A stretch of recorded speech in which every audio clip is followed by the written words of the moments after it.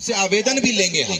हो सकता है कई लोग छूट गया हो, किसी का पीडीएस कार्ड नहीं बना हो, किसी को छात्रवृत्ति नहीं मिल रहा हो, किसी का आवास का पैसा अटका हुआ हो, या किसी का पुलिस से कोई शिकायत हो, म्यूटेशन का, नामांतरण का शिकायत हो। उस सब के लिए काउंटर लगाए गए हैं और उन काउंटर्स पे आपके आवेदन भी लेंगे, शिकायतें भी लेंगे और उनका टाइम पे निष्पादन भी करेंगे। साथ ही साथ आपको सारे विभाग अपनी अपनी योजनाओं के बारे में भी बताएंगे कि हम क्या योजनाएं चला रहे हैं, उनका कैसे लाभ लिया जा सकता है, कहां आवेदन देना है, कौन देगा, कौन लेगा, कितना टाइम पे मिलेगा, ये सब चीजें बताएंगे एक एक करके आपके सभी विभाग के पदाधिकारी गण। आप लोगों को क्या करना है, थोड़े ही समय की बात है। आप, मुझे पता है आप लोग घर से आए हैं, अपना समय निकाल के आए हैं, टाइम भी आपका बहुत कीमती है। महिलाएं तो घर में सबसे ज्यादा काम करती है, तो आ गई है तो घर का काम रुक गया होगा, तो थोड़े टाइम रुकिए, बस आप समझ लीजिए, पहले आवेदन वगैरह दे दीजिए, 1-1.5 घंटे में कार्यक्रम खत्म हो जाएगा। मैं आपको इस जिले के बारे में और बताना चाहूंगा, जिले में क्या क्या काम हो रहा है और जिले में क्या क्या हमारी योजनाएं और क्या क्या नए हमारे कार्यक्रम लिए गए हैं। जैसा कि सभी लोग जानते होंगे, उदा किशनगंज से चौसा और उदा किशनगंज से नवगछिया जाने के लिए कितना टाइम लगता था पहले? 6 साल पहले कितना टाइम लगता था बताइए? कोई आदमी, एक बूढ़े आदमी बताएंगे? 4 घंटा लगता था। आज कितना देर में पहुंचते हैं? 1 घंटा में पहुंच जाएंगे आराम से। तो ये जो रोड बना है, ये हमारे आरसीडी ने बनाया है, हमारा जो पथ निर्माण विभाग है। और आप लोगों की समस्याएं सुनने के बाद ही बताया कि इतना टाइम लगता है। कोई और आदमी बताएगा, मधेपुरा से यदि जाते हैं तो पटना में कितना टाइम लगता था? मधेपुरा से पटना कितना टाइम लगता था? राशन कार्ड वाला सब 10 घंटा लगता था। एक दिन में पहुंच जाए तो बहुत बड़ी बात है। आज कितना टाइम में पहुंच रहे हैं? 4 से 5 घंटा में पहुंच जाएंगे। तो ये हमारे माननीय मुख्यमंत्री जी का एकदम पूरा बहुत बड़ा एक पहल लिया गया है कि कोई भी राज्य, कोई भी जिला हो बिहार में, वहां से पटना पहुंचने में 5 से 6 घंटे से ज्यादा नहीं लगना चाहिए। हमने हमारे जिला में, माता जी 1 मिनट रुक जाइए ना, अभी सुन लीजिए, घर पे जाके बतिया लीजिएगा, अभी पहले हमारी सुन लीजिए, आप ही के लाभ के लिए बता रहे हैं।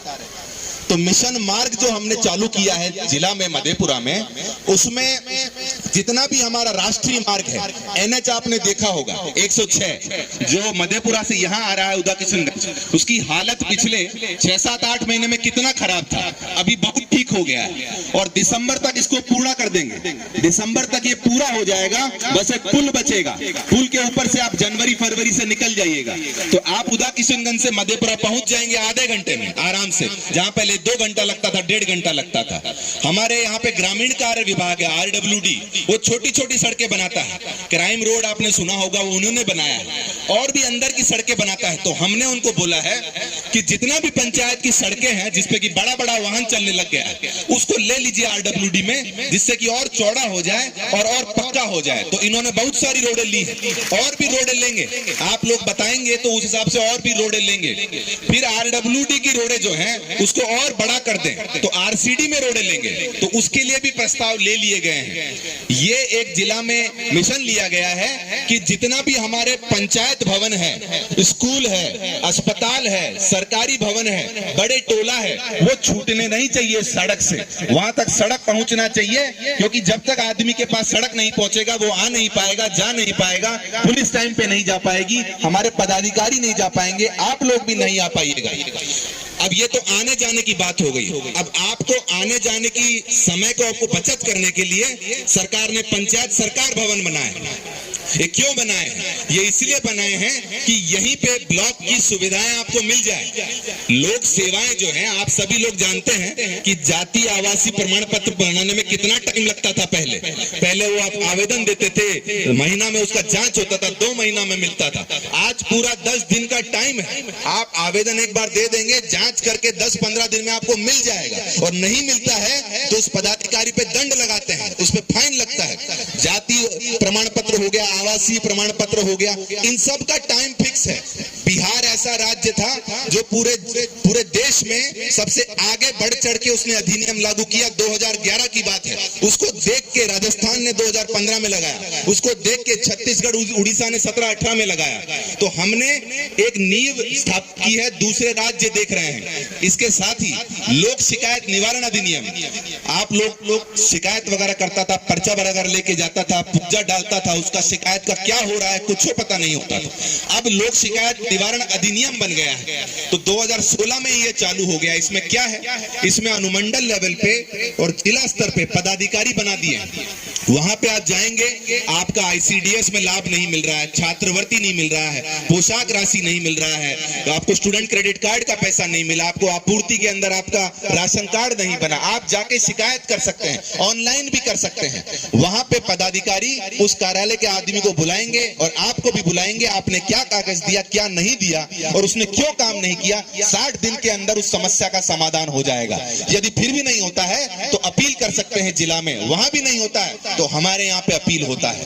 तो ये अधिनियम का भरपूर फायदा उठाना है। इसका काउंटर भी लगा हुआ है, तो जो भी शिकायतें हैं आप यहाँ पे आज दर्ज कर सकते हैं। शिक्षा की बात करते हैं। आज सभी लोग जानते हैं पहले तो स्कूलें नहीं थी, आजकल हर पंचायतों में बड़ी बड़ी स्कूलें हो गई हैं और भी स्कूल बन रही है और भी जरूरत के हिसाब से स्कूल बन रहा है। बच्चों का नामांकन करने के बाद छात्रवृत्ति मिलना, पोशाक राशि मिलना, 10वीं 12वीं के अंदर जो फर्स्ट आता है, बच्चियां जो फर्स्ट आती है, पास होती, साइकिल मिल रही है, पोशाक राशि मिल रही है आपको और छात्रवृत्ति की राशि मिल रही है। यही नहीं, 12वीं क्लास यदि हो जाइएगा, उसके बाद जब आप कॉलेज में जाते हैं पढ़ने, तो अच्छा कॉलेज में आपका एडमिशन हो जाता है तो आपको बिहार स्टूडेंट क्रेडिट कार्ड से 4 लाख रुपए का आपको लोन मिलता है, सिर्फ 4% के ब्याज दर पे, और महिलाओं और दिव्यांगजन के लिए तो सिर्फ 1%। तो 4 लाख का बिना किसी कोलेट्रल के, बिना किसी आपकी सिक्योरिटी के आपको लोन मिल रहा है बच्चों को 12वीं के बाद कॉलेज में पढ़ाने के लिए। ऐसा किसी राज्य में नहीं होता है, ये सिर्फ यही होता है। बाकी जगह पे बैंक से लोन लेते हैं लोग, हम खुद बैंक से लोन लेके पढ़े हैं कॉलेज में। यहाँ पे बिहार के अंदर ये पहली योजना है। उसके अलावा यदि आप 18 साल के हो गए हैं और आप अभी काम नहीं कर रहे हैं, आप रोजगार ढूंढ रहे हैं और रोजगार नहीं मिला है, तो 2 साल तक हर महीने 1000 रुपया आपको सहायता भत्ता मिलेगा, रोजगार सहायता भत्ता। तो जो लोग छूट गया है 18 साल से 25 साल के बीच में रोजगार ढूंढ रहा है, वो आवेदन दे दे स्वयं सहायता भत्ता के लिए। इसके लिए आवेदन यहीं पे दे दिया जा सकता है। उसके अलावा कुशल युवा प्रोग्राम, कुशल युवा प्रोग्राम में हर ब्लॉक में एक सेंटर खुला हुआ है, उसके अंदर कुशलता के ऊपर ट्रेनिंग देते हैं। कंप्यूटर की ट्रेनिंग देता है, उसके अलावा कंप्यूटर के अलावा ग्राफिक डिजाइन की ट्रेनिंग देता है, कंप्यूटर कैसे चलाना है, उसके अलावा विभिन्न प्रकार के बहुत सारे आपके कोर्स हैं। 240 घंटे की ट्रेनिंग देगा और वो जो सर्टिफिकेट मिलेगा आपको, वो सर्टिफिकेट हर जगह काम आएगा। जहां भी आप मान लीजिए कहीं नौकरी के लिए लगा रहे हैं या कभी आवेदन दे रहे हैं, वहां काम आएगा। स्वास्थ्य की बात करते हैं, आयुष्मान भारत कार्ड, ये आपका वैसे तो केंद्र सरकार की योजना है, इंप्लीमेंट हमको करवाना है। इसके अंदर इंश्योरेंस मिलता है, 5 लाख तक का इंश्योरेंस है और फ्री में आपको ट्रीटमेंट मिलता है। इसका कार्ड नहीं बना हो वो कार्ड बनवा ले।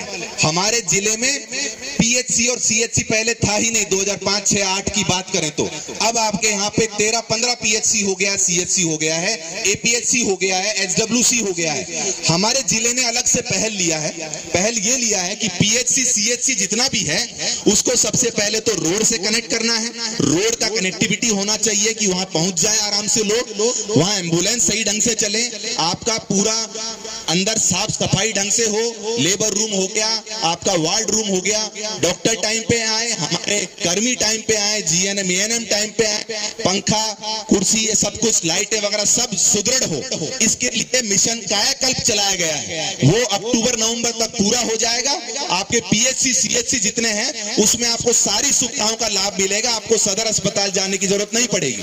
अनुमंडल अस्पताल उजा किशनगंज जो है, यहाँ पे भी निरीक्षण किया था, वहां पे आपको घूम के जाना पड़ता है। हम एनएच से ही रोड निकाल देंगे सीधा एकदम, बिल्कुल आपको घूम के जाना नहीं पड़ेगा। इसका हमने आदेश दिया हुआ है, उसकी प्रक्रियाधीन है। उसके अंदर भी बाउंड्री वगैरह छूटी हुई है, उसको भी पूरा कर लेंगे और वहां पे भी डॉक्टरों की उपलब्धता और टाइम पे आपका जांच हो गई, अल्ट्रासाउंड हो गया, ये सब टाइम पे हो जाएगा। ये आपको हम 2 महीने के अंदर करवा के देंगे।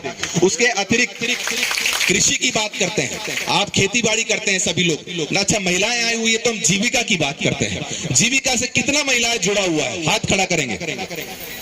ये देखिए, ये है परिवर्तन। सारी महिलाएं लगभग जीविका से जुड़ी हुई है और जीविका को सिर्फ बिहार में इसको जीविका बोलते हैं, बाकी सब जगह SRLM बोलते हैं। तो ये जो पहल की गई थी माननीय मुख्यमंत्री जी द्वारा कि हमारी महिलाएं जो हैं, महिलाएं सबसे ज्यादा अच्छे से जानती हैं कि पैसे की बचत कैसे होती है, एक एक रुपए कैसे जुड़ता है, तो उन्हीं के हाथ में दीजिए, उन्हीं का समूह बनाइए, जिससे कि आपस में मिलेगा, समूह बनाएगा, पैसा एक जोड़ेगा और उसको सुरक्षित रखेगा और जिसको जरूरत में चाहिए उसको देगा और उसका पैसा जो ब्याज वगैरह होता है वो लेंगे, फिर किसी और को देंगे। आपस में मिलजुल के समूह बना के और उसको एक दूसरे की आमदनी बढ़ाना, चाहे वो कृषि का काम हो गया, चाहे बकरी पालन हो गया, चाहे छोटा मोटा दुकान चलाना हो गया, दिया सलाई हो गया, पशुपालन हो गया, उन सब में दे रहा है। बहुत लोग इस पुरानी प्रखंड का हमको बताया कि यहाँ पे 1400 समूह है और 17,000 घर जीविका से जुड़ा हुआ है, 17,000 घर, और उसमें 1400 समूह में लगभग 900 से 1000 समूहों को बैंक से भी राशि मिल गई। अगर आप मिलजुल के अच्छा चलाते हैं, पंजी वंजी बनाते हैं, उपस्थिति बनाते हैं कि इतना लोग आया, इतना पैसा इस दीदी ने लिया, इतना पैसा इस दीदी ने लिया और टाइम पे चुकाया, तो अगर आप ये इसका खाता और बही बनाएंगे अच्छे से, तो बैंक के पास लोन लेने में आपको आसानी होगी। बैंक कम आपको जो इंटरेस्ट पे लोन देगा, ज्यादा लोन देगा। कई समूह ने 10-10 लाख का लोन ले लिया है और वो अपनी दीदी को दिया सलाई हो गया, सिलाई मशीन हो गया, किराना की दुकान हो गया, उन सब के लिए लोन दे रहा है। कई समूह मशरूम बना रहा है, बटन मशरूम बना रहा है, ऑयस्टर मशरूम बना रहा है, और इससे भी बड़े समूह जो हैं, जो मुजफ्फरपुर में हैं, दरभंगा में हैं, गया में हैं, पटना में हैं, वो तो फैक्ट्री खोल रहा है, वो फैक्ट्री खोल रहा है दिया सलाई मशीन वगैरह की, और मास्क वगैरह बना रहा है, कपड़े बना रहा है। तो आप सब लोग भी टारगेट कीजिए कि बड़ा काम करें, जितना बड़ा काम कीजिएगा उतना ज्यादा लोग जुड़ेगा और ज्यादा घरों की आमदनी बढ़ेगी। सतत जीविकोपार्जन योजना, सतत जीविकोपार्जन योजना जीविका की जो है, उसमें जो हमारे पारंपरिक रूप से जो हमारा ताड़ी वगैरह का काम करते हैं और ऐसे काम में लगे हुए हैं जिसका कि रोजगार ज्यादा नहीं है और उतना मरने का भी खतरा, गिरने का भी खतरा